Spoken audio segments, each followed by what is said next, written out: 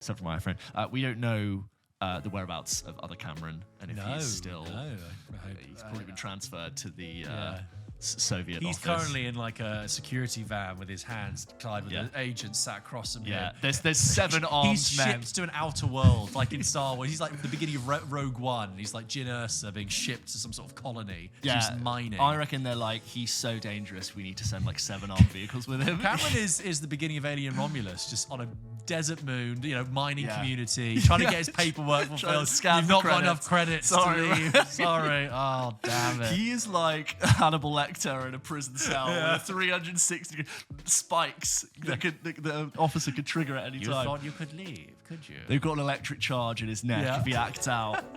He's on a mission, but if he decides to flee, he just floats. Viola Davis Suicide Squad, yeah.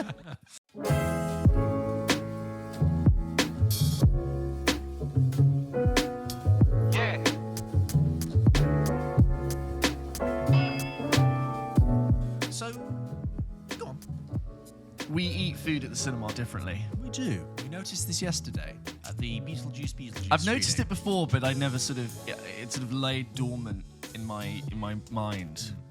You eat before the film. Always. Yes. Right. See, I don't like. I will try not to eat before the film. I think the ultimate stimulation is to consume with my eyes and my mouth. I don't like to eat during the film because I find it distracting. I'm not really engaging with the film properly if I'm shoveling stuff in my face. Yeah. I like to have eaten, got all the noise, all the rustling out of the way. Yeah. Putting it aside, then I'm sat watching a film full Just with food, full. contented, digesting with what's in front of me. Yeah. I think you are only allowed to eat during a film if you are if one is a polite, quiet, respectful eater, which I think you are, because I don't think there's ever been a time... I'll always open packets pre. I'll always pre-open. Yes, that's very good of you. I don't think I've ever noticed you eating something. My friend Louis, he is the silentest popcorn eater. Does he let it dissolve in his mouth slowly? Yeah. There is an art with eating popcorn or crunchy things during a film where you often will have a really loud explosion action scene that's immediately cut with dialogue, and I've been like full chew, just letting it rip, and sometimes it's like boom, it's Oppenheimer in the hearing, and I'm like, I need to. Alien Romulus suddenly. We went nuclear bomb to Jason Clarke examining Interstellar like, when the door won't lock, when it's like loud, and you'll be mid chew, and all of a sudden I'm like. But I don't find it distracting. I love to consume and consume I both do think my eyes and my mouth. Maybe it's just me, but I think it interrupts your engagement process. See, sometimes it's more stimulating. I'm getting a just little shove bit more. it in, Go on. I feel like such a basic human though, where I'm just like, I can't sit this. Just if I get some food, maybe I'll. It's so like chimp in the machine, just getting the things. But the popcorn at the screeners, George, is varying in quality. Variable. Last night's Beetlejuice screening, we got some mystery gummies, which were just standard gummies, if you ask me, and then average popcorn. Not gummies of that kind. I started the popcorn, but I got like a third through the bag, and I was like, you know what? I'm not enjoying this. Done. I'm not going to do it. I've learned that I only really eat that popcorn if I'm extremely hungry. Yeah. My main dilemma with these screenings is that it's great. We'd love going to them. Don't get me wrong. Really good fun. It's great to see great environments to see films in as well. To see a film with film people ahead of release. I love that. However, they are always they have to be at the time that they're at, but it's like... It's often turn up for 6, the film starts 6:30 or 7. And it's like, it's too early to eat before then, but then often... Or if you come from work. the film comes out, you'll come out of the film at 9 o'clock, and what happens is then you then get hungry. I think I'm speaking for myself here, maybe, not for everyone. You get hungry during the film, and that can distract you. You're not enjoying it as much. We all know how great it is to go to a film if you've had a pizza beforehand. You just sit there. What a great time. If you're sat there hungry, you're not engaging. I think this happened to me during Twisters a little bit. I was like, this is great, but I could murder a burrito. Yeah. Which I did. And then you spill out in Leicester Square where it's just filled with junk food, cheap Chinese takeaways and Burger King. And you're like, no, don't. You have food at home. I sometimes do. Yeah. Last night I slipped. After Beetlejuice, I did slip. Where'd you go? I had 5 Guys. Oh, I almost made it. I almost made it home. I was right in Charing Cross. I was almost about to get on the tube at a Bankman, and it was there. No queue. Oh, you're gonna.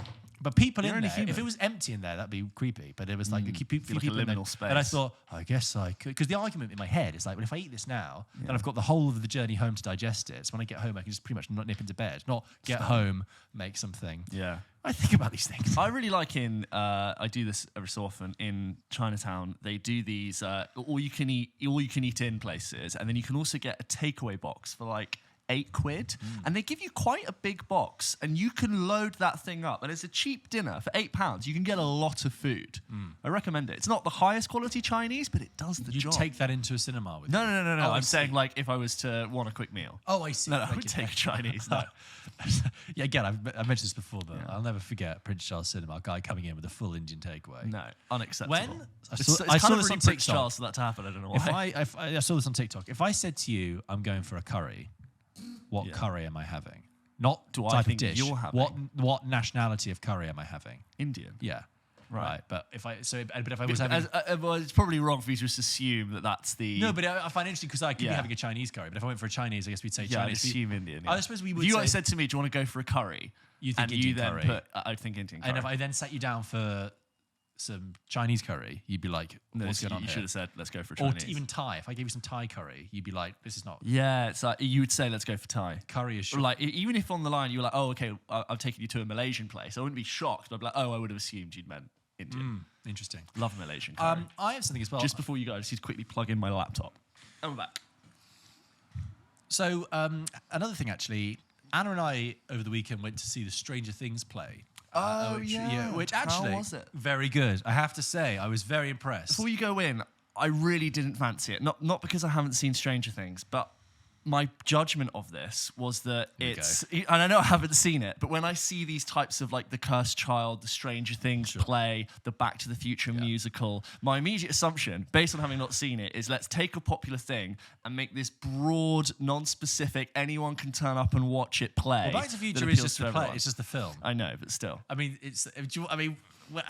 how long's a piece of string? Every play out there at the moment is there. Because I was really disappointed by The Cursed Child, which I know is a different Sure. thing. Thinking like, oh, I thought this would be like for Potter fans, when really it's just like the best of hits. Okay. Taking some things, So- making it so anyone can understand it. Just- Actually doesn't even align well to the original story. I was quite think offended by things it. like Back to the Future, which I'm seeing in a few weeks' time, Yeah. and musicals that adapt existing IP, that's fine, but it's also a separate thing. This thing, I think you're right, is specific to like Cursed Child. You take existing IP, existing universe with a strong fan base, and you build a separate story around it. But I was actually very impressed for a couple of things. First of all, you do need to have seen Stranger Things. To see. I'm sure. Especially specifically season 4, you need to have seen. Right. And this gives you a story that isn't in... It's set in the 50s. So you have some of the characters from... You have like Joyce and Hopper when they're teenagers. Or you have the parents of the children in the show when they're younger. Anyway, I'm not going to do a review of it. But basically, I was really impressed with how entertaining it was. Yeah. And it mixes like a bit of video, a bit of multimedia. I had a really great time. Even though, if you go to the Saturday night West End Theatre, which is obviously mostly full of tourists, but some people do not know how to conduct themselves in the theatre. Really? Because the theatre used to be a People next more to us- respectful space. we people next to us were just like, just talking openly, just be like, oh yeah, that's the thing from the thing, yeah. I think that we did shush them, and they did respect our shushing. And they were silent. They, oh yeah, You did a shush? We didn't go like, shh. We just sort of like, I leant over and was like, hey, you got it. Yeah. Got to keep, Shut the excuse me. fuck up. Yeah, shut the fuck. And I would be harsher next time if they Shut kept outside. going. But they respectfully carried on, and no, they respectfully ceased their conversation. Were they tourists or kids? Yeah, they were tourists. Yeah. They weren't kids, they were tourists. Yeah. Anyway, play was very good. Just want to say that. If you're a Stranger Things fan, go see it. It does fill in gaps and does build up to the next season. I very much liked it. And absolutely, I can totally see 5-10 years' time, once the Stranger Things show is over and maybe the bubble is starting to burst a little bit, they go, let's just make this into a feature film to release on Netflix. Interesting. Or even its own series. It's a very specific story about a specific character that comes in season 4. But still. Do you remember the film Finding Neverland with Johnny Depp and Freddie Highmore? And it was about like children being allowed to the theatre for the first time, and all these kids turn up and they're like, children in the theatre? And it's like, oh, it's a family play that's not like Dostoevsky. Oh, yeah. I do It's remember a that. Peter Pan. That was Sad like a whole movie. thing. Who plays Very them? sad. Is it Kate Winslet? Is she the mum in that? Oh, I think it Or is it Naomi is. Watts? Is it Kate Standby? It's Finding Neverland. I am going on to a point with my Stranger Things thing, by the way, but Joe's just going to look up. I think It is Kate Winslet. thought so. And, Emotional. It's like that and Saving Mr. Banks have like a sort of story yeah. behind the story. Yeah, big that's thing nice. to it. Yeah. Is this where you say, I really hate it when you take an existing IP and you build a story around the No, story? I really Saving Mr. Banks I know. is wicked. Anyway, I bring up the Stranger Things thing because I was watching this show, which is very well produced and it has won lots of awards and it's like great, fantastic like theatre production. And I was wondering, could you imagine if you could do it right, real shit hot, well produced, big budget production on stage, The Prestige.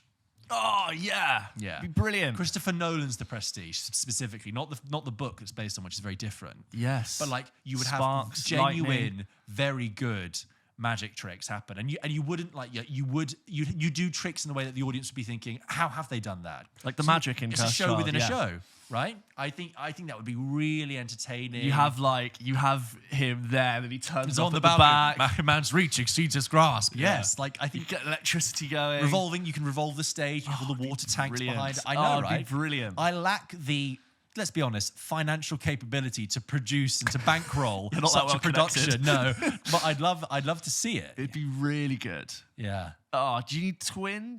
How do you do it? Well, don't wanna spoil. Yeah, Yeah. and you'd have to do it with, like I said, genuine trickery. Because if the audience thinks like, oh, you're just doing a cop out with, I don't know, like doubles or whatever, then they'll know you need to do your own tricks for the audience to believe Yeah. it. There's a way of doing Brilliant. it. Yeah.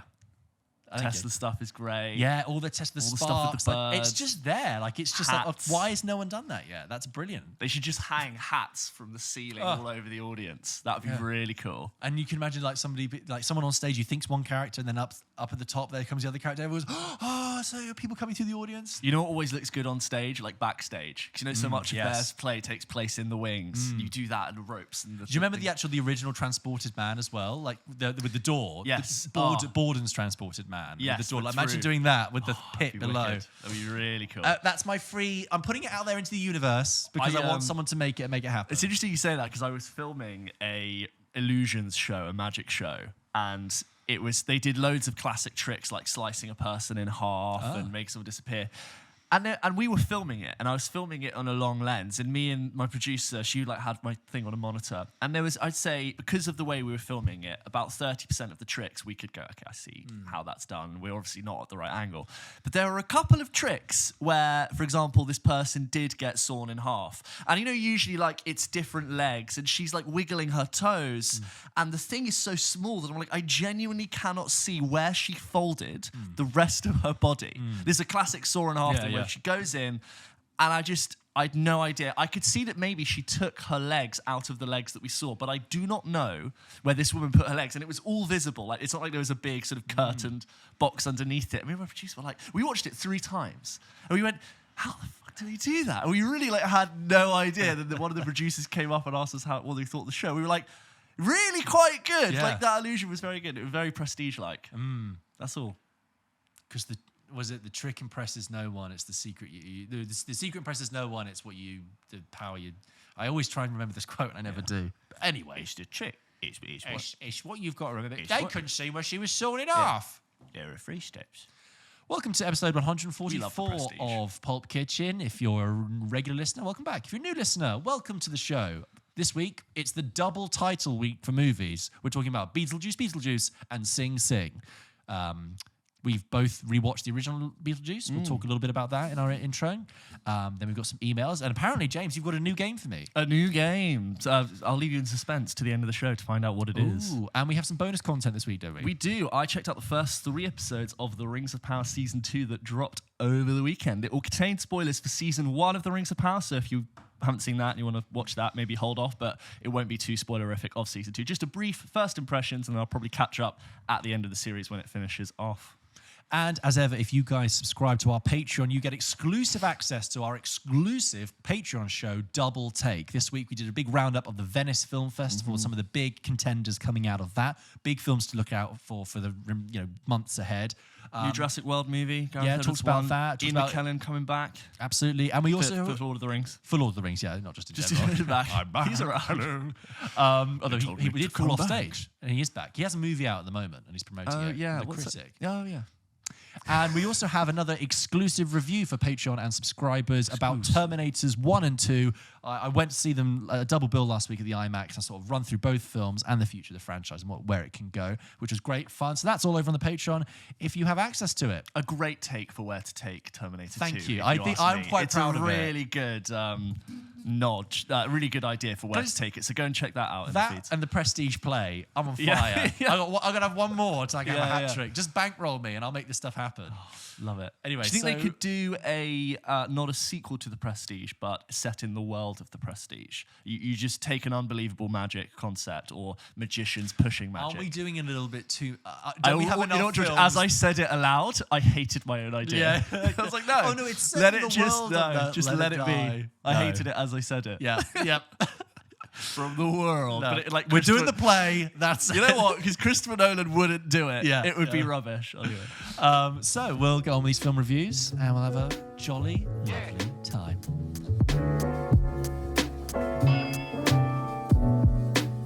Beetlejuice, sometimes spelt Betelgeuse. Betelgeuse. Betelgeuse. I was really confused about that, and I genuinely think that was the original title, but for audiences to properly understand it, they made it phonetic and made it Beetlejuice. Betelgeuse. So let's talk about Beetlejuice, and then talk about Beetlejuice Beetlejuice, because I'm sure at some point we're also going to get Beetlejuice. Beetlejuice. To talk about the sequel, which has just come out, let's talk about the original first of all. Came out 1989. 88. 30, what's that, 6 years ago? It's rare for me to get a date for you there. Absolutely, yeah, that is quite rare. I think it's because Batman was 89. So That's right, yes. So 36 years ago, we have Beetlejuice, a Tim Burton movie. Tim Burton, who'd already made...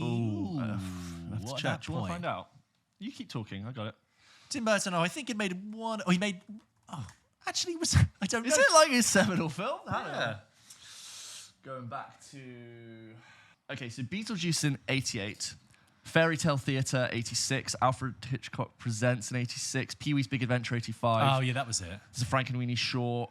Hansel and Gretel. So really one of his first films. One of his first films. Okay. He's done a lot of TV stuff. So Beetlejuice, the first one, comes out in 1988. Basic premise of that is Alec Baldwin, a very young Alec Baldwin. Weird to see Alec Baldwin, clean-shaven and fresh. He's 30 in it. And when I watched it with Anna, she was like, I've never seen him under the age of 50. Never seen him as a young man. And he's in it.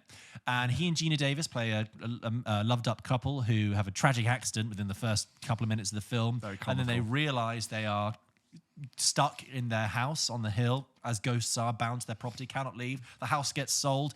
Who moves in? But Winona Ryder and her stepmother, played by Catherine O'Hara, and her father. And they proceed to do up the house and make lots of changes, and they don't like it. And it's kind of this reverse exorcism thing where it's like, instead of people trying to get rid of ghosts, you have ghosts trying to get rid of people. And to do that, they hire the help of a bioexorcist called Beetlejuice. Hey, I'm the ghost with the most.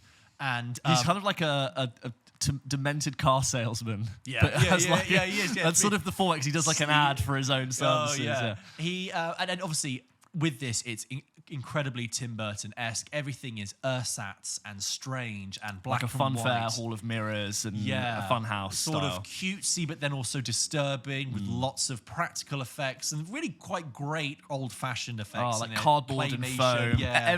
Every single set felt like if you leant on it, it would fall over, but in a really charming way. And everything's wonky and slightly askew. Yeah. And Beetlejuice is not. The character is not in the original movie for that long. He only comes in about halfway through, and he hasn't got that much runtime. And in the original cast list, he is and Michael Keaton as Beetlejuice. And I rewatched it recently. You watched it for the first time. Yeah. I quite like it.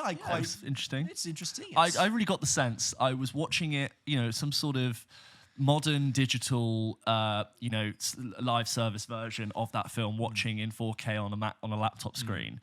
Which obviously isn't the ideal way it was meant to be watched, but I really got the sense that I'm not seeing this on VHS on a CRT TV or in cinema being shown in the way it was. And there's something about, I wonder, the effect of it being digitally cleaned up that loses its original charm for me. So I enjoyed it. I don't really have like a large take about it, other than it's very creative, it's very quirky, it's super random and strange to just flick on. But nonetheless, I get all the things that have sort of superseded it, and I understand where all the references are now. I'm glad I actually saw it for Beetlejuice 2. Yeah, and I think that it's strange for first of all, it was actually a hit. It was, for such a strange film at the time, it made a good amount of money, and I really find that quite strange because it's so peculiar. Different I think landscape. Michael Keaton is brilliant in it, and when I watched it again, the original, I was thinking, actually you can draw a line from your performance as Beetlejuice to the Grinch to so many things, and like Robin Williams, Jim Carrey, the whole thing. And we talked about this on Double Take, but Michael Keaton as Beetlejuice is just Michael Keaton in a way we haven't seen him before. He's usually this quite intense actor, a very good actor, but this comic foil of his is brilliant. I love the and the just little jokes in the film about like the underworld, which I love. Where he's like, "Hey, there goes Elvis! Look out!" And the kind of the waiting room, the underworld waiting room. We have all these people. Take a ticket. Everyone's been injured in certain ways, and there's this joke in the original about, if you commit suicide in real life, you'll become a civil servant in the underworld. And so you have these people who are smoking, smokes coming out of the cut in their throat. Yeah. Anyway. It actually reminds me of like where I imagine inspiration for the genie in Aladdin did. Like jumping around the room, eyes bumping out of the thing, taking on different forms. That's like a PG version of it. Totally. Yeah. With Beetlejuice 2, so they made that one and it was a success and it's kind of become a bit of a cult film. And now 36 years later, we're getting a second one. And in the run up to this, I was saying to James, like, I've always been very confused about that. Not only have we got a sequel to this movie, which just seems as just another what IP haven't we used? Can we dish out? But also like Beetlejuice as a sequel, like people know it, sort of, but I think you have to be a film fan to really know it. I really don't know if you're an average film goer walking down the street, what's Beetlejuice? Yeah. And not only have they made it, they've gone huge with it. It's a mass-marketed, big budget, show it in IMAX. We saw it in IMAX. And I was like, sure, if you say so. And I guess it's kind of, obviously Michael Keaton is still a very big actor. Winona Ryder's resurfaced with Stranger Things, obviously the kind of throwback thing there. General Ortega's obviously very popular. Catherine O'Hara even is bigger now with off of Schitt's Creek. And like, you have all these ingredients. But going into this, I was like, this is strange that they're really pushing, of all things, Beetlejuice on us. Yeah. It almost very cynically is like it says what's kind of wrong with cinema, that you think that Beetlejuice is the answer as much as we like the original. Come on. Anyway, so Beetlejuice picks up many years later. We follow Delia. No, what's Winona's name? Delia's the mother. Stand by. Oh, sorry guys, there's so many plot details. Delia, Sandra. Lydia Dietz. It's basically the same name, but reverse. Okay. Almost there. So we follow Winona Ryder as Lydia Dietz, who now has a show on, late night TV where she late night with the devil feeling. Actually goes into people's homes and sees ghosts. And Winona Ryder, from the first time, has the ability to see ghosts. She is in a relationship with her manager, played wonderfully by Justin Theroux. When he slides in, you're doing great. You're doing great. This sort of cocked eyebrow. He's doing a really great comic performance. Really good. Very silly. They're in a relationship and he wants to take it further. She's not really that interested. Her mother, a stepmother rather, Catherine O'Hara, is still a crazy avant-garde artist making basically trash art, but living in the art world. And we discover at the beginning of the film that their father has passed away and they need to return back to Winter's Hollow or whatever it's called, some creepy Tim Burton name. Yeah. But in so doing, she needs to phone her estranged daughter, played by General Ortega, who's called Astrid. So many little bits happening, to bring them back and mourn the loss of their father. Meanwhile, in the underworld, Beetlejuice is still kicking around with his head not shrunk. He's just he's basically got like a cottage industry of sort of a side hustle of doing mini exorcisms for people. He's like a helpline where people call in. I also like that his makeup from the original was so like wiry and craggly. Yeah. He doesn't look like he's aged at all. No. It looks exactly like the Beetlejuice from the original. Just maybe with more of a paunch. Yeah. Oh, yeah. Maybe. No, nothing wrong with that. Not shaming, body shaming. Works. Of course it works. You're allowed to be whatever age. He's 600 years old, for God's sake. Let him kick back. You won't look that good at 600. He's kicking around downstairs, and then something that he discovers that an ex-wife of his, played by Monica Bellucci, has sort of managed to bust herself out and compose herself together, and is after him. She's after his soul. Dolores. She's after his soul, and we sort of revealed their backstory in quite a funny skit. That was very good. Which is just in Spanish. Yeah, just for dramatic effect. For 4 reasons.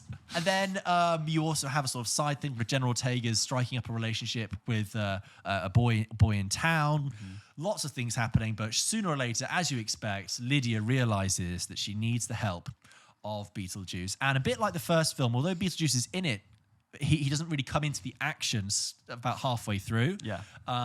Michael Keaton has said that he didn't want to do this film unless he had the same amount of runtime as the first one. He didn't want any more runtime because he felt it diluted it, even though I'm pretty sure he has more runtime in double this. the runtime. Yeah, I think he has more runtime in this. But anyway, that's the setup for Beetlejuice. It's still very Tim Burton, very kooky. James.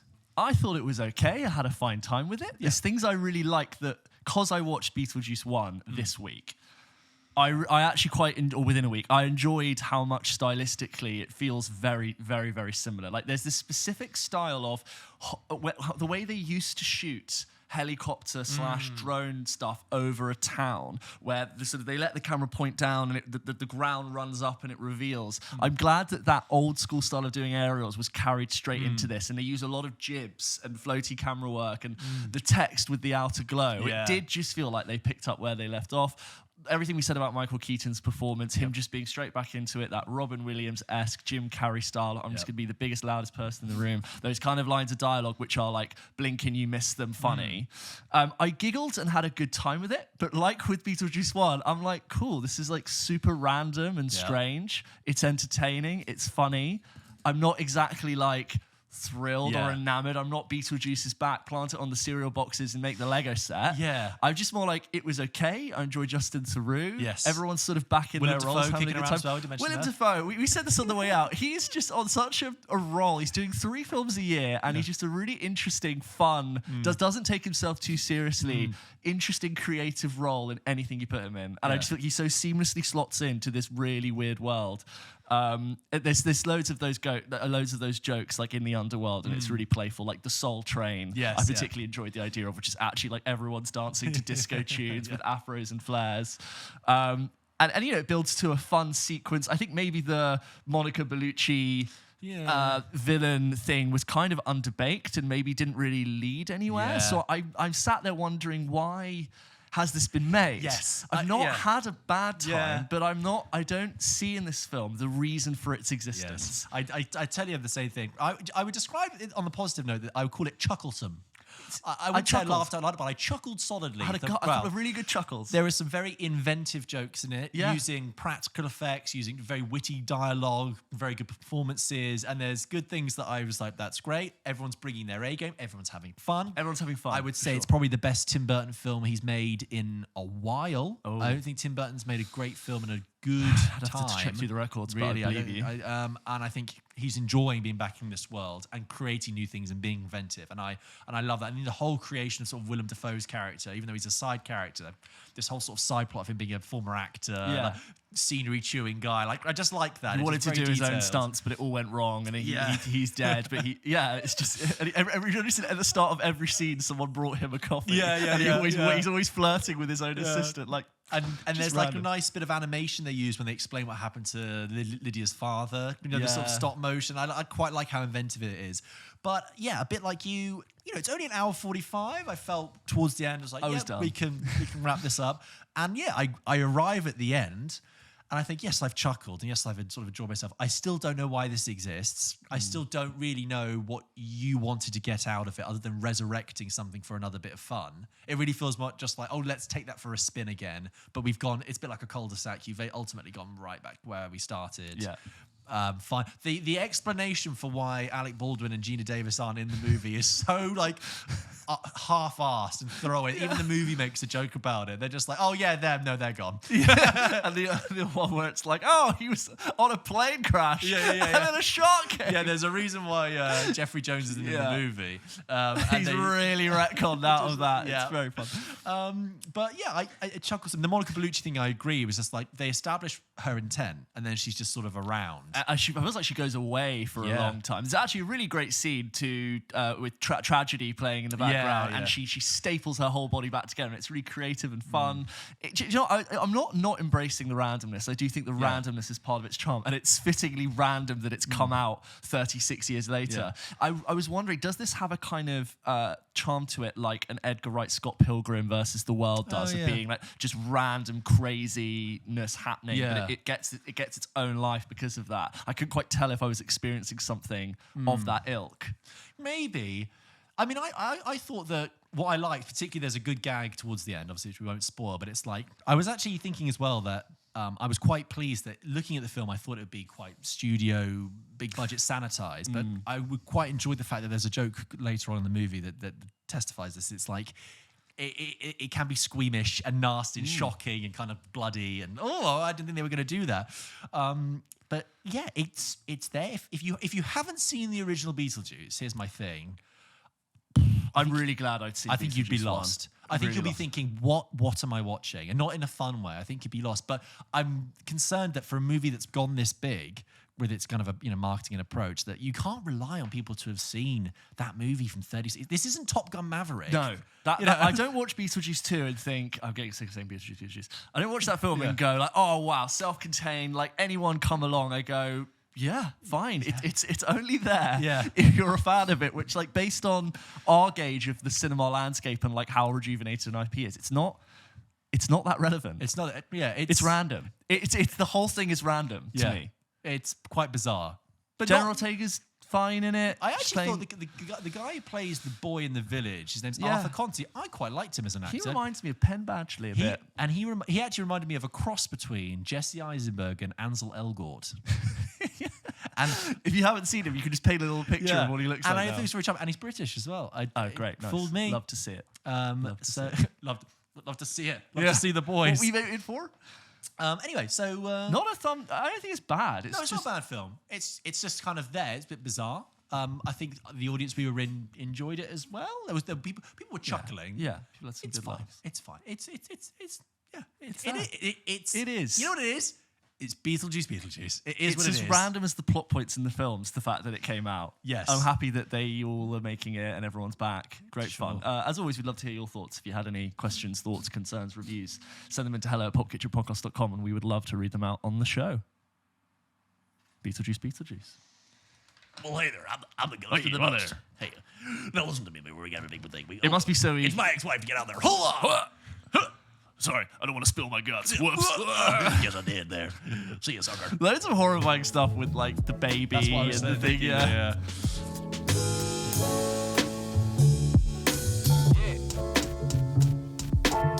So George, Sing Sing, not to be confused as a sequel to the animated film Sing, based on the logic of our Beetlejuice thing. No, this is a film directed by Greg Quidar, starring Coleman Domingo as Divine G, who plays a man who's been imprisoned for a crime that he didn't commit.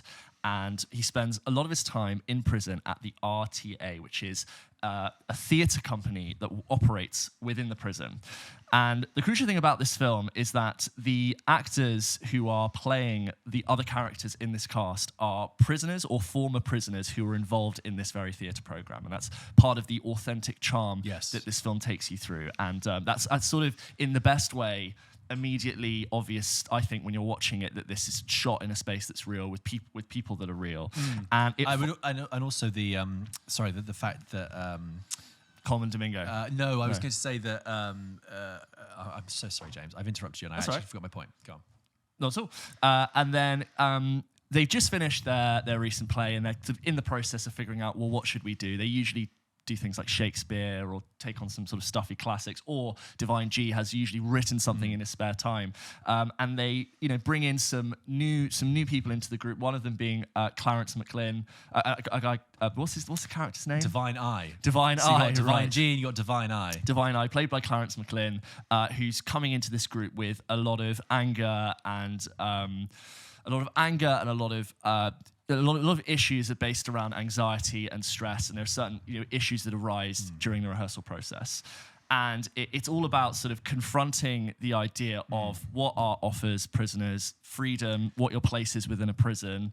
Yeah, and I was just going to add, if you finish your points there, I was just going to add as well that like it's, even though the trailer might say based on a true story, it's more like, it's not a true story, it's about real people and real experiences. I think that they've kind of woven this thing together. So there are ingredients that are truthful there. And a story that's coming out like sort of next to this film is that reoffending rate for prisoners is really high. It's something like 80% of people who go into prison are set to return to prison. But I think people who are members of this group, that rate cuts down to 3%. Yes. And it's this idea that if you're able to connect with art, address feelings, work within a group to build something and make something, it changes the way you conceptualize sort of your incarceration. And it's called Sing Sing, just to explain, because I thought Sing Sing was slang for meaning prison, but it's actually a facility in upstate New York. Yeah. I didn't on know the that. Hudson River. I thought theatre. Yeah, no, same, but it has a nice little double meaning, doesn't it, with Sing Sing plus the name of the facility, and shot partly there and other places, and shot on very gorgeous. I'm sorry, James. Yeah, no, that's it. Sing Sing, George. We both saw it over the weekend. How'd you get on with it? Adam and I went to see it on Friday night.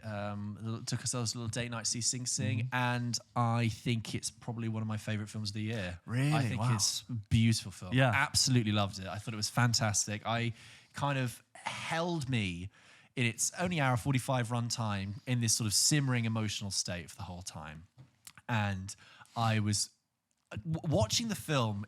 The power of it is that it's essentially about creating something, or the fragility of creating something very, very beautiful and very, very miraculous in such a harsh environment. And the whole film is full of contrast. So you have this harsh Sing Sing prison, this harsh institutional facility, but shot on gorgeous film stock. And it's located on the Hudson River in the Hudson Valley, and it's kind of beautiful nature around it.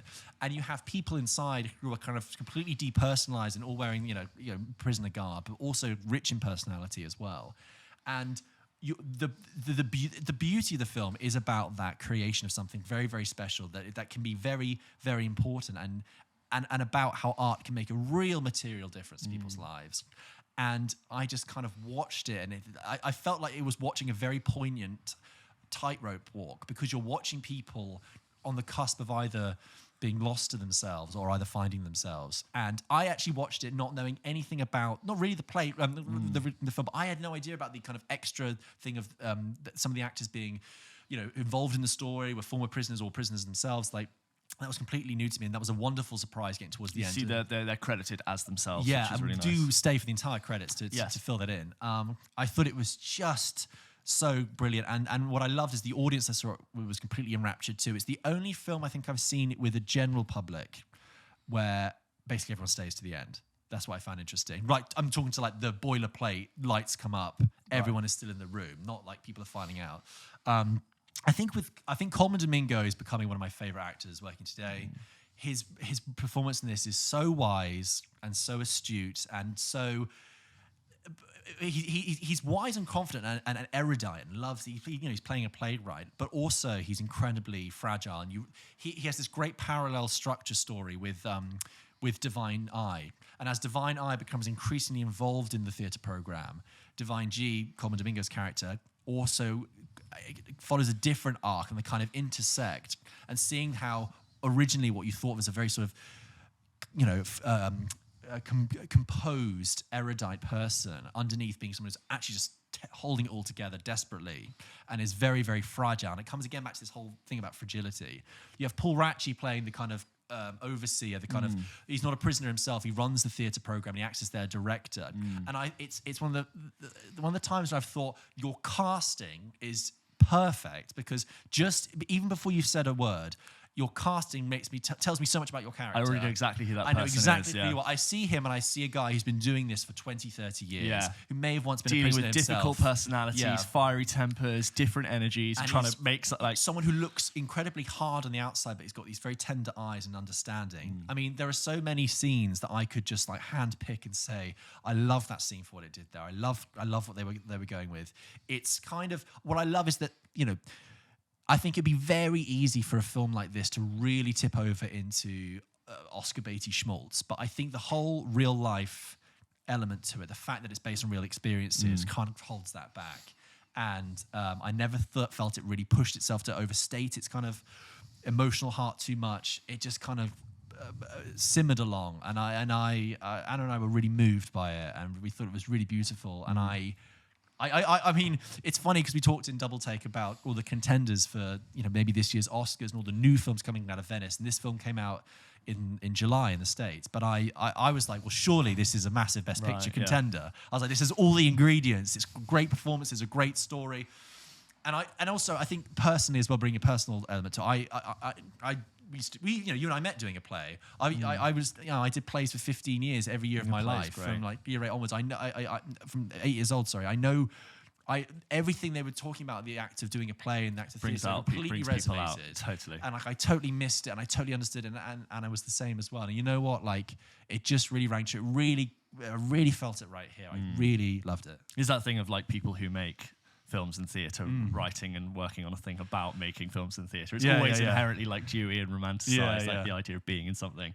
I also really enjoyed it. Like my main thing was like the authenticity is so striking from when it begins that these people are clear. I don't know what it is. I'm like, oh, you so clearly have this lived experience and everything you say is therefore elevated and really poignant. It's actually almost like surprisingly unpolitical and not in a bad way. Yes, like it is just about these people. It doesn't have a grand, even though I sort of talked about the politics about reoffending rates, it doesn't get bogged down with trying to sort of like carry that in its runtime. It's actually quite easy to watch. Performances are really raw. I totally agree. Common Domingo's really, really good in it. It never overextends. He doesn't overextend himself as a performer, but there are loads of really interesting moments. Like, for example, he's expecting to be... They're doing a comedy fast, a mishmash of loads of different things. And he almost expects to be cast as Hamlet, but isn't. And it's given to Divine Eye, who actually struggles with the speeches. But instead of being jealous, he sort of helps him bring the best performance out of him, which is a really interesting moment. Similarly, like the scene where he's having his appeal, which I won't spoil, but the camera just stays on his face and you can see his heart, both like the hope and the despair in his eyes, and it's really, really, really great. I like the contrast between how the prison cells are so closed and confined and tight and often shot through the door because they probably can't get a camera in there. But when they are filming in the space where they're going to perform, the light shines through the hall and the camera looks up and it's like light coming in from the heavens. It's wide, it's fresh, they have space to breathe, they have space to talk. Prisons usually are devoid of colour, but there's so much colour in this, and the Hudson behind them, and it's being shot through prison bars. A lot of that's really nice. Seeing those characters become more and more vulnerable, those moments really work. I wonder if maybe the film, at some senses, is a bit too cozy. I wonder if for drama, I agree with your point about it doesn't need to sort of Oscar bait itself, but almost tell me a little bit more about life in this prison and what these people have to deal with in prison. I wonder if there's an element there that could have enhanced what they live through now. There's definitely moments where you look at their cells and how they get searched. I'm like, that's interesting. Did I maybe want another element? Because I've not been to prison. The film cocoons itself. It's because it's about this community in the RTA. RTA. It's literally very specifically about that. And in the beginning, when we meet Divine Eye, you get the sort of prison yard and you see a little bit more of the dynamics of who is who and why they're there. And obviously, these are real life people playing themselves, so you don't want to add drama where there isn't there, but maybe some of the other characters could have had a little bit more to them, I guess, to sort of bring that message home. That's the only thing I wondered, is it a bit too cozy and a bit too sweet? No, I think that's fair. I mean, I wonder if the counter argument is that they would say there are endless number of films about the harsh life of prison that show prison as a brutal, terrible place. It's almost like the audience has already knows that. We know what's happening outside the window without having necessarily seen it. I wonder if they're using that just sort of as a subconscious thing or subliminal. I think that, the first time we see Divine Eye, he gives this in the yard, because they have a list of people who want to join the theatre programme. And they think, okay, well, let's go speak to him. So they go in the yard and they see him and they watch him. And he goes and gives this guy a massive dressing down. And then it's a sort of really tense experience. And then when he meets them afterwards, it's like this idea that you realise he's been playing a role himself in who he's meant to be in the yard. And his performance is so different to Common Domingo's as well, which is partly informed by, obviously, Common Domingo is a veteran actor who's been acting for 20, 30 years. And Clarence Macklin, who plays Divine Eye, is a former prisoner who came through the RTA. But their performances completely work, and just seeing them gel together.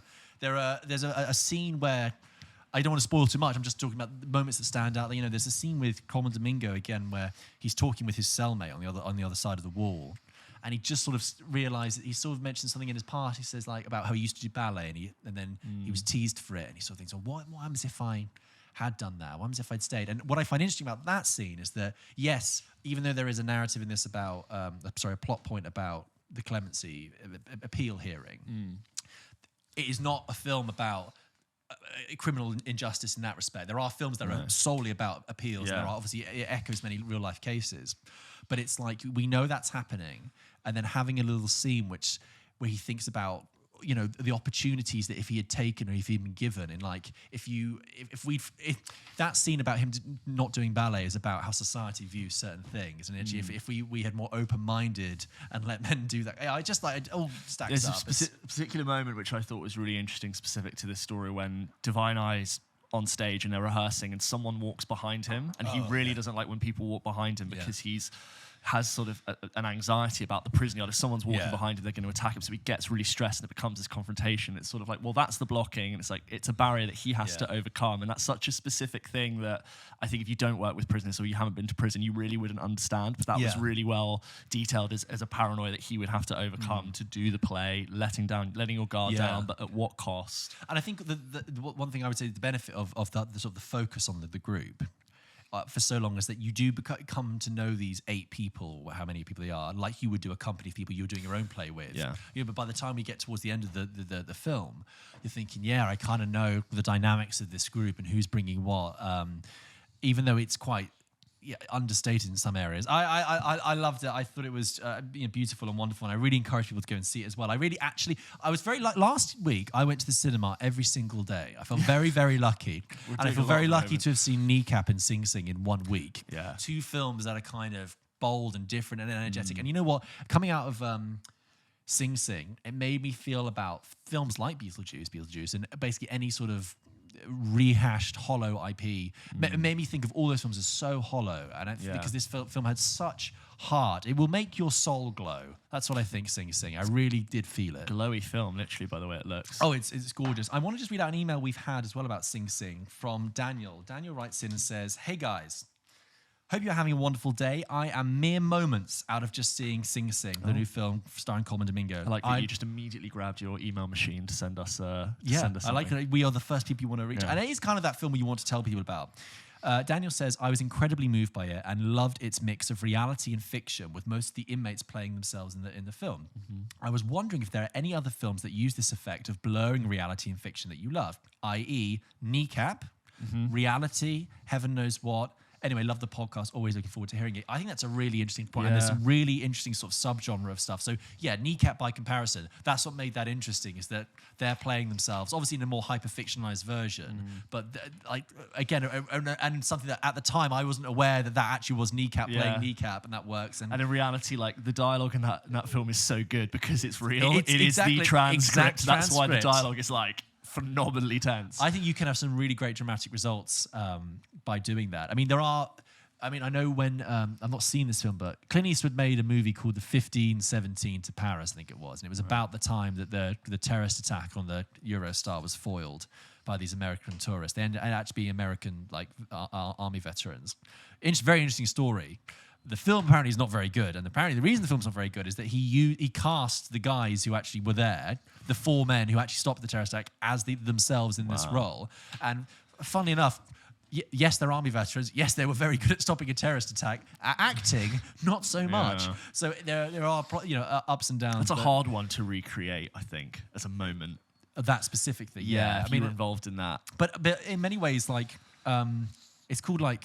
It's social realism, isn't it? Like within social realism, and it's something that like in the like Italian neorealism and Italian social realism in cinema did a lot of, which is blending real life people and real life characters and real life scenarios and settings, and kind of folding and building a narrative around there. It's a very interesting chapter of film studies if you want to go into it. But yes, seeing Sing Sing and Kneecap in kind of 1 week, what a treat. Well, guys, if you've seen Sing Sing or Kneecap or Reality or any of them, and you wanted to send in your thoughts, your questions, your concerns, your reviews, as always, send them into hello@popkitchenpodcast.com. Or if you support us at the VIP tier on Patreon, you can have priority access to have your email read out on the show. Take a breath. It's Patreon VIP tier priority access. That's what really gets me. Moving on.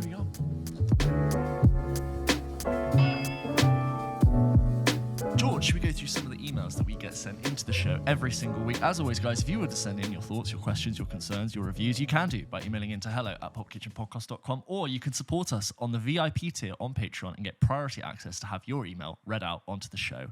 Nailed it. I nailed it. Yeah, you didn't give enough of a gap to say nailed it, so you're going to have to cut yourself. No, I'll leave it in. Oh, okay. Let them know I nailed it. James has been practicing that for weeks. Well done, James. Every night in the mirror while I do my teeth. Just like Sigurd did. Sigurd writes into the show and says, hello, I work with scenography in the Norwegian film industry. Scenography. Yeah, scenography. And because of this, I often find myself taken out of the experience whilst watching films. Instead of enjoying the film, I get hung up on details such as background extras, how they make the sets and props, obviously, sound engineering, etc. Do you guys, who obviously know a lot about film, find yourself in the same position? If the film is intriguing enough, I never think of these things. If the film is intriguing enough, I never think of these things, and it has become a benchmark for what is a good film for me. By the way, I listen to you all the time while building sets, and it makes the long working days a lot shorter. Oh, thank you. Sigurd. Thank you, Sigurd. Good question. I mean, Sigurd, like, yeah, while we're like, I think it's true that if you are like working in the film industry or film industry adjacent like we are, that you're kind of always aware of what's happening, and that I wouldn't always say that a film is bad if I'm noticing other things and other details, but it's definitely true that if a film is very engaging, very gripping, you're just not even thinking about that. Seamless, your CPU in your brain does not have space to be thinking about, oh, that's a lovely crew member walking past, cast member there. But there's just, it's the price you pay for seeing lots of things films. like sound. If you become an audiophile and you start, you work with very high fidelity audio, and then do you mean an audiophile is someone who likes audio? Not an audio file. No, like cinephile. Like so you don't become an MP3. No, yeah.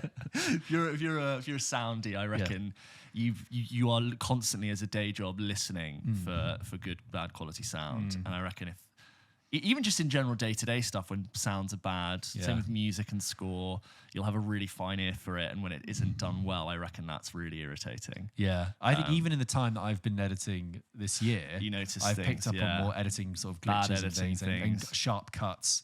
Yeah, all sorts. But what a great email to have from the Norwegian film industry, essentially. Yeah. I love that. Really Hello to our Norwegian friends. This next email is from friend of the show, Adam, who writes in and says, hello, George and James and George. I hope you're both well. Just a quick email to say that I watched Pulp Fiction for the first time ever last night at the grand age of 21. Nice. I saw a 30th anniversary screening and I knew far better than to let the opportunity slip by. You're a dedicated film fan. I like that. There's nothing I can really say about it that hasn't already been said, other than I enjoyed it immensely. Each sequence is individually fantastic, and although the pawn shop scene felt totally left field, I later realised the connection between Butch's hardship and the gold watch story told earlier. Can't stop saying, up my ass. Very good. 5 stars from me, the Christopher Walken, up his ass. When the iconic title scene blew up with the killer soundtrack, I felt a sense of intimidation. Would I enjoy this film that has been so idolised and immortalised by pop culture? Thankfully, I did. But here's my question.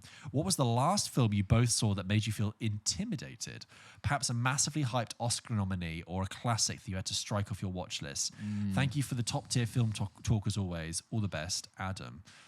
Well, good one. I'd say I don't think I get intimidated before I go and see a film, but maybe a film that's really dense and knotty could intimidate me while I'm watching. Like recent example, Infinity Pool, the Brandon Cronenberg, but really sort of strange and odd. And I'm like, am I missing something, or do I just really not get on with it? I think the simplest answer is actually probably in my head is probably the true. But I'm like, am I receiving this the right way?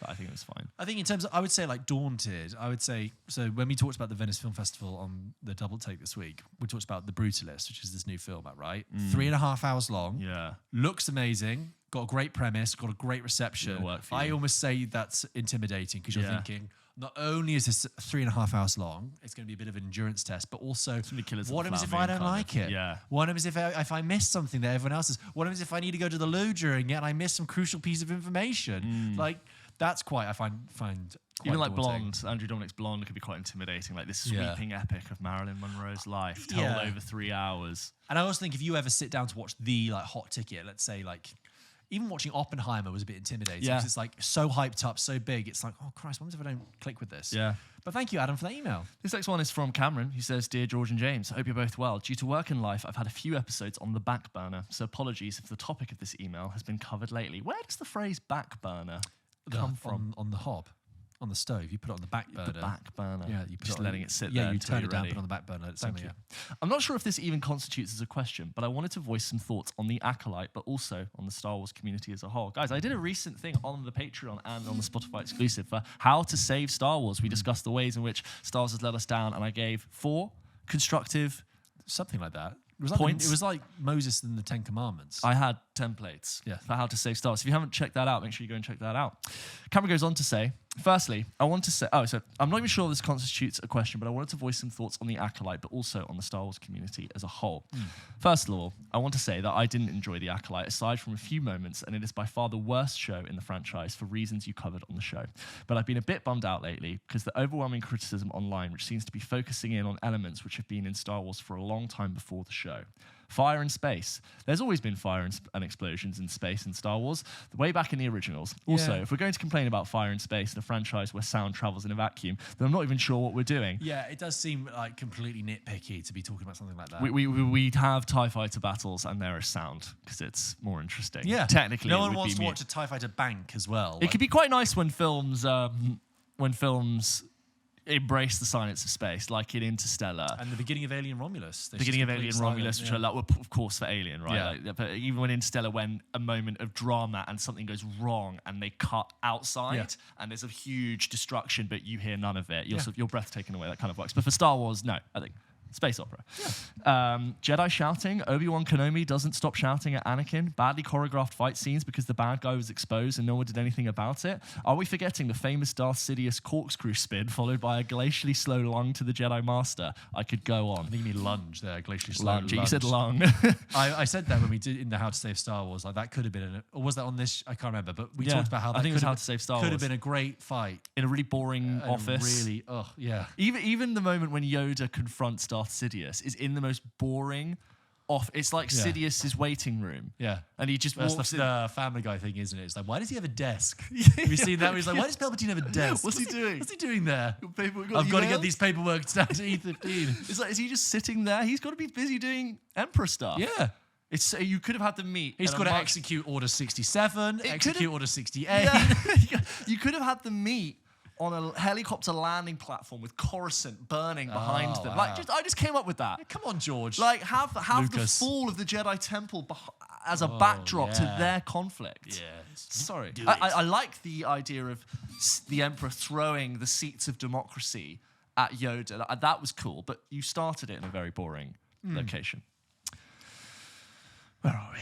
Star Wars is probably my favorite franchise, but even at its peak, it has never been perfect. I agree. And even though I was disappointed in The Acolyte, a lot of the complaints I'm seeing feel very hypocritical. George Lucas has seemingly become a sort of messiah, revered for his endless genius. That same genius gave us Jar Jar Binks and I Hate Sand. It's coarse and rough, and it gets everywhere. Yeah, I guess I just want discussions about this franchise to be about the story, the characters, and the themes, not about the fact that a building made of bricks caught fire. Sorry for the long email, and I know this topic has been done to death.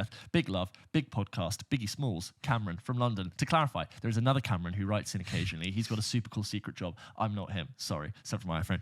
We don't know the whereabouts of other Cameron, and if he's still, he's probably been transferred to the Soviet office. He's currently in like a security van with his hands tied with an agent sat across him. Yeah, there's 7 armed he's men. Shipped to an outer world, like in Star Wars. He's like at the beginning of Rogue One. He's like Jyn Erso being shipped to some sort of colony. She's mining. I reckon they're like, he's so dangerous, we need to send like 7 armed vehicles with him. Cameron is the beginning of Alien Romulus, just on a desert moon, mining community, trying to get his paperwork fulfilled. You've not got enough credits to leave. Sorry. Oh, damn it. He is like Hannibal Lecter in a prison cell with 360 spikes that the officer could trigger at any time. You thought you could leave, could you? They've got an electric charge in his neck if he acts out. He's on a mission, but if he decides to flee, it just floats. Viola Suicide Squad, Cameron, stay safe out there. Yeah, much. go and check out the How to Save Star Wars feature that we did. That covered all of our thoughts on Star Wars. This next email is from Daniela, who says, just saying hello. Dear James and George, writing to you from Galicia in Spain. I just want to... Galicia? I just want to start by saying I absolutely love the podcast since discovering it in May. Thank you very much. Gracias. So cheesy. Yeah, that's terrible. I listen to it every week, either at the gym, walking, or in the car. really eye-opening to listen to proper conversations and opinions about film, as I find myself unable to have proper discussions about it with my friends. Most film discussions happen with my mum, who I have also hooked onto your podcast. Get in, mum. Go on. Nice. I just turned 18 and I'm starting uni in London in a couple of weeks. I'm really looking forward to living in London, having access to more cinemas and film events, and of course, hopefully joining the next Pulp Kitchen pub quiz. Hey, do say hello if you come to the next one. I was hoping to ask you if you have any decent film recommendations based around or about starting uni/college to get in the mood and romanticizing student life. On a different topic, I just finished episode 143 where you mentioned a sort of flowchart about commenting on films, and I 100% think you should release a film discussion flowchart, discussion cards, as these would definitely help people like me who struggle to find people to engage in proper film conversations. Also, want to congratulate you on your Spanish pronunciation during the film game. Very convincing and one of the best I've heard from Brits. Thank you. He did. He really tried. He wrote it all phonetically. Please keep up the amazing podcast. Always brighten up my day, and it always brightens up my day and it has me laughing out loud. Best wishes, Daniela. So, James, films about starting university or college and romanticising. I hear Starter for 10 is great for that. Yes. Well, I'm thinking of 3 set at Oxford, right? Or Oxford, Cambridge. Oxford, Cambridge, typically, The Riot Club. Saltburn. Yes, Saltburn. He would say arguably One Day, which obviously leaves college, but it's quite a romantic version of... The Social Network. I don't know if it's romantic, but it's Social college. Network's cool. Yeah, like the whole fraternity, sorority thing. Going to college. Start a new idea. Starting a college. You know, starting at uni. I reckon there's a gap in the literary market there. The literary market? Like the writing market to do something more about British uni culture. Like Fresh Meat is a TV show that I think captures that sort of off-campus living quite funnily. Yeah, like so British uni culture outside of Oxbridge is really underexplored. It really is. Starting at like a sort probably quite hard to capture because Oxbridge is easier to romanticize. It's easier to sell abroad as well. Easy to shoot. Whereas if you went, you know, just did like Manchester Uni, University of Southport, like, you know, there's no disrespect to. No. You know, I'm just saying, like, what do you have to say about that experience specifically that's different? Because Oxbridge is its own experience that's different to even like other Russell Group unis. Yeah. Interesting. Well, there you go. I mean, we've only got 3 there for you, and they're all. You say Brideshead?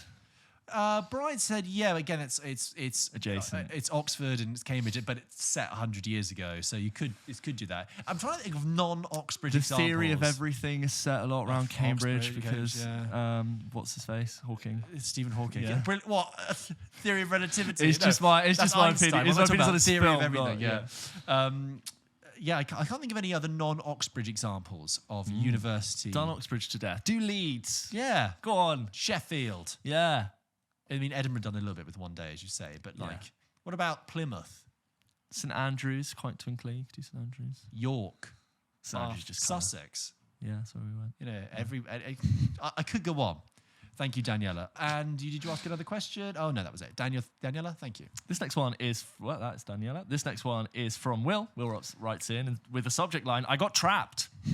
Hi, James and George. Will here from Derby. I'm trapped. Please help me. Please. The policeman pick up the phone. It's like that.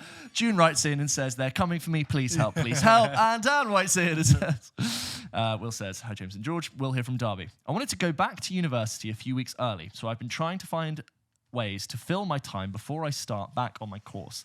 Coupled with the fact it was National Cinema Day, I decided that there was no better option than to go to and watch one of the many new blockbusters that were out.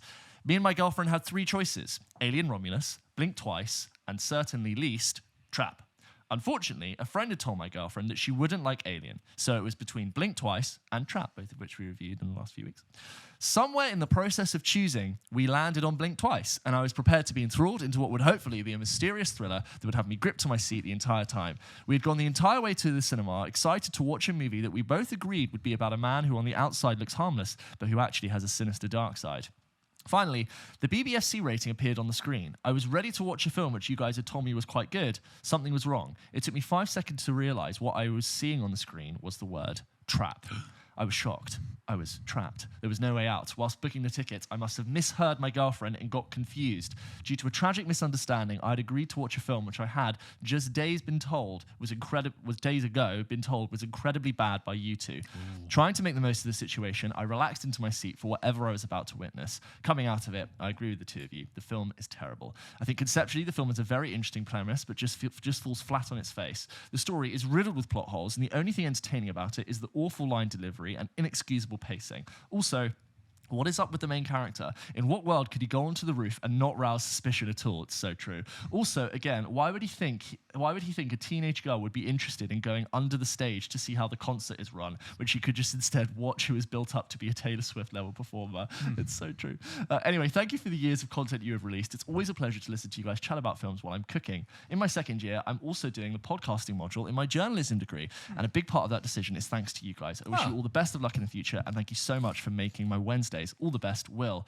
P.S. My hot take is that The Killer is just one of David Fincher's most boring films. It is so basic compared to his other work, and compared to a film like John Wick, which also follows a man trying to take revenge against people who wronged him. It just wasn't interesting. I disagree. The more I think about it, the more I actually like The Killer. I'm coming around on it as well a little bit, actually. Yeah. I think I need to rewatch it. I watched it in a very sterile environment. I went to a screening room. The film is sterile. It's clinical. But like, it's the environment in which I watched it didn't help. I watched it in a screening room with me and one other person, like two rows behind me. It was not conducive at all.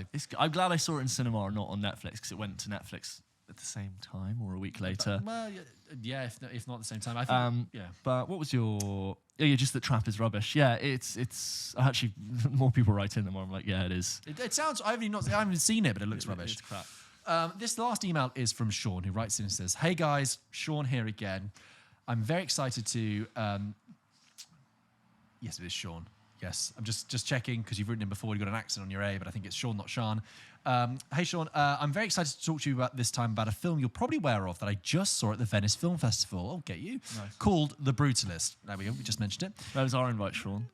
Yeah, thank you. Where's our invite to Venice? It's a film about an architect who emigrates from post-war Europe to America and tries to build a life for himself. It's a really fascinating study of power and ambition, and the brilliant upcoming director Brady Corbett that you simply cannot miss. It's wonderful return to form for Agent Brody, and is joined by Guy Pearce and Felicity Jones, who give marvelous Oscar-worthy performances. I wish I could go more into detail, but as of right now, it's still lingering and accumulating in my mind. I would love to hear your thoughts on this when you get the chance to see it. I'm sure it'll be right up your street. Sirens on our end, Sean. Sean, thank you so much for writing about that. We talked about that in our Patreon episode about the Venice Film Festival. It's definitely on our list.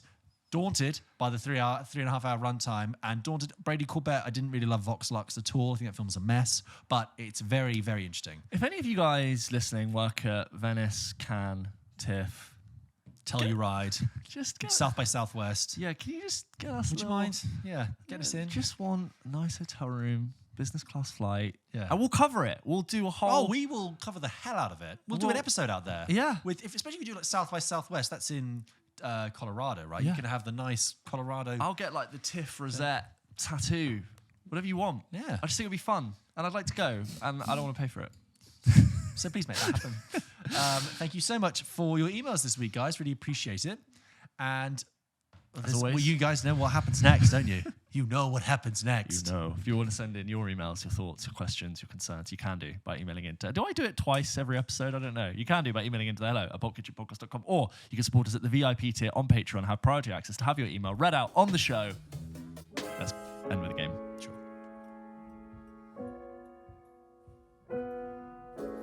Right. George, as always, Pulp Kitchen ends with a game. A new game today. A new format. A new one. It's kind of similar to stuff we've done before, but a little different and inversion. This game, name pending, is called Character Carousel. Dun, dun, dun. Join the Character Carousel. George, in this game, I have got the lists of characters of a film. And I'm going to read out the character names, and you have to tell me, before I get to the main character, what film these characters belong to. So like for example, Countdown, but for characters. Characters. Right. So if I was to say, for example, Veronica Corningstone, Brian Fantana. Anchorman. Yes, so you would have won, and you would have got that before I got to Ron Burgundy. Okay. So when you get the film, I will progress you to the next set of characters. Oh, okay. I think we'll play it like that. Like Caster's Countdown, right? But character countdown. Kind right? of, but maybe a bit more fast paced. So we were just playing it for the first time. We're going to see how it goes. So I have 1, 2, 3, 4, 5, 6, 7, 8 Good Lord. films. And I think they start nice and easy and maybe get a little bit more obscure. When I was doing the game, I realized I know that character, but I had no idea what their name was. You're like, yeah, it's, I guess if you tell me that's their name. But it's like Brian Fantana is a name that's said a lot in the film. Yes. Whereas some characters have names that sound like Brian Fantana, but I'm like, I would never have known that that was their name. Okay. George, are you ready for your first game? Yes. You have to guess the film from their character names. Ready? Andy. Rex. Toy Story. Yes. Next. Christy Ling. Amelia Ritter. Divya Narendra. Dustin Moskovitz. Social Network. Yes, very good. Ready for the next one? Yeah. Carl Hammaker. Lance Corporal Dawson. Jonathan Kendrick. Sam Weinberg. Joanna Galloway. Nathan Jessup. Last one, Daniel Caffey. Oh, is it a high school thing? No, I don't know. A Few Good Men. Ah. Trickier. You ready for the next one? Yeah. Daniel Cockburn. Rick Peck. Kevin Sandusky. Jeff Portnoy. Al Pacino. Kirk Lazarus. Les Grossman. It's Tropic Thunder. Yes, last one was Tug Speedman. It's like that Al Yeah. Pacino. Ready. Stu Macker. Casey Becker. Billy Loomis. That is Halloween. Dewey Riley. No. Oh. Is it Gail Weathers.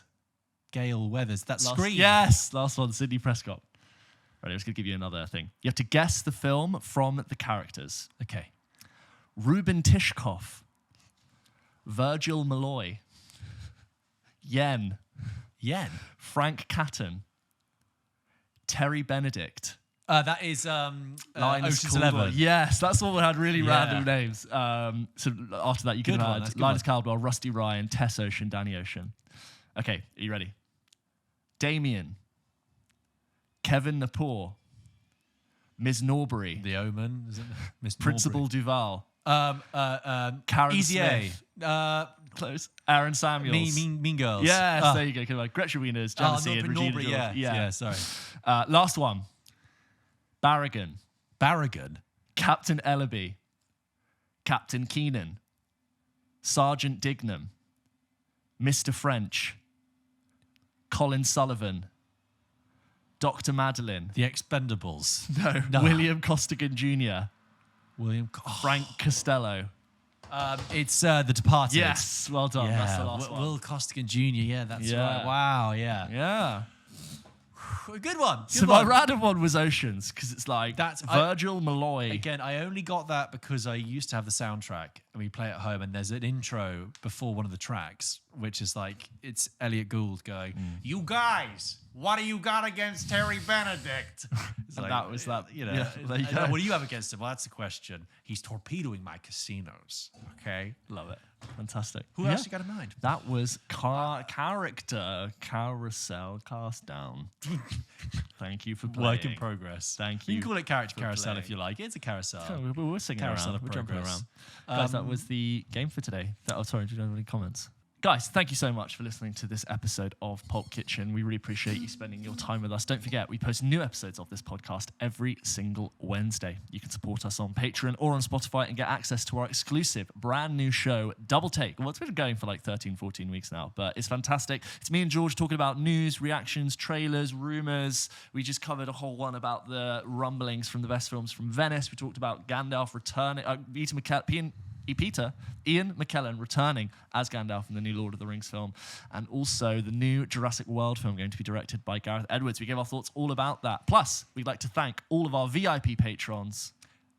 In no particular order, please thank you to our VIP patrons, as we do every month. Your monthly thank you to Ray Love Jr., Kieran Cleves, Laura, James, Matthew Wakeman, Shane, Saf, Stephen Mould, Harry Watley, Eden Phillips. Some of you have surnames and some of you do not have surnames on there. So I've just read them as exactly as they are on there. Thank you very much to all of you. We really appreciate your support. It is great. Patreon is a space we're loving to grow and loving to engage with. Love chatting on the Discord. And, of course, an exclusive review of Terminators 1 and 2 as well coming this week. Guys, just throwing content at you. Guys, if you do enjoy what we do and you want to support us, supporting us on Patreon really does make a massive difference. It enables us to do what we do, and it really does mean the world to us. So if you do enjoy our stuff and you want to throw us a bone and get some really great extra content for it, please consider heading over to Patreon or just support us on Spotify if you're listening on that. If that's easier for you, we don't care where you do it as long as you get it. And if you wouldn't mind continuing to support us on Instagram and TikTok and YouTube as well, we really appreciate it. Leave a like and a review. Yeah, we've got lots of fun film bites we're doing with great people coming up. And share to your stories, like, comment, get that algorithm going. Whoa, Pulp Kitchen, they're popular. Yeah, if you want to make sure you get first access tickets for a quiz, make sure you're a member of the Patreon. That's where it'll be. Patreon. Anyway, I hope you have a wonderful week. It's back to school season. Hope everyone's... Start of the year. It does feel like the start Happy of the New year. Year. We've talked about this. Happy New Year. Happy New Year. It makes so much more sense for the year to begin in September when there's still light in the sky. If I was king, I would sign... what do they do? What does Trump Proclamation? do? No, the... what are they called when he signed... Executive order? My executive orders would be 1st of September, January 1st. If you were king, you'd sign a presidential executive order. You don't ask for the logic. Hear ye, hear ye. For that, yeah, that's what I'd do. I'd make that. It makes so much more sense. Get rid of daylight savings. Just keep it as British summertime. Keep it as what it is now, yeah. Yeah, British summertime. Everyone would be happier. Yeah, massively. Yeah. Fuck the farmers in the military. Not for their work. We have just farmers, I think, who are some of our audience. But is it for the farmers? It does help the farmers, yeah, because I think you have more light in the morning. Isn't it that so you have more hours to tend to your livestock you have more light to tend to the livestock in the summer. morning. And in the winter, by also if you go by the clocks going back, it means when you get up at 6. But then they go. Yeah, the light comes up at 6 instead of coming up at 7. Yeah, because the clocks go back in October, right? So if sun rises at 7 o'clock, if the clocks go back, the sun rises then at 6, so it's earlier. So it gives because farmers need to be up early to tend to their flock. Can't they just do the maths themselves? And I don't make the rules, and I think I've terribly explained both farming and daylight saving and how it works. We make videos on the internet. We are not qualified to talk about actual produce. Yeah. Thank you very much for joining us today. We'll be back next week with a review of Speak No Evil, the new James McAvoy. Lee as well. I thought you said ye, like hear ye, speak no evil. We'll be back next week with a review of James McAvoy's new horror movie, Speak No Evil, and Kate Winslet's movie, Lee. Until then, have a great week. Bye, guys.